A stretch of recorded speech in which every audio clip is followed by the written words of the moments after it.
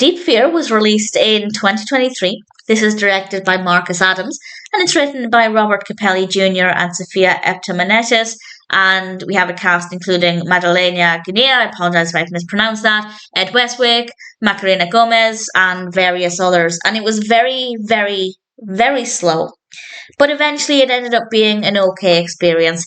It's about a woman who saves some people who are floating on a raft, but then they demand that she goes into the water to rescue their drugs. And if she doesn't, her life is in danger.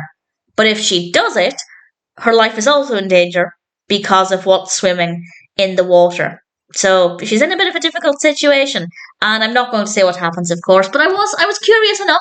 I guess I was invested in the narrative enough to find out what would happen. I was certainly very curious, and in general, it was not a bad experience. It was definitely slow to begin with, but once it got going, it was pretty easy to become emotionally invested. We have some really good camera work.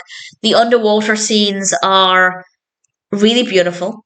They are really gorgeous to look at. So that definitely worked really well. And in general, I have no real complaints. Yes, it was slow to begin with, but if you can overlook that, then I'd say it's not a bad experience. The characters are well enough written. The performances are very good. As I said, the camera work is good.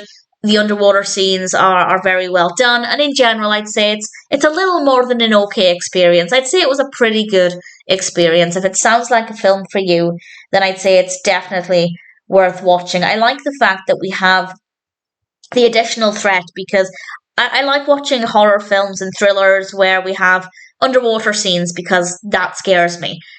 But the fact that also above water is a dangerous situation as well, it gives it something a little bit different. And I thought it was definitely well done. So all things considered, Deep Fear was very slow for quite a long time. But once it got going, it was a pretty good narrative. And in general, I'm quite happy to recommend it.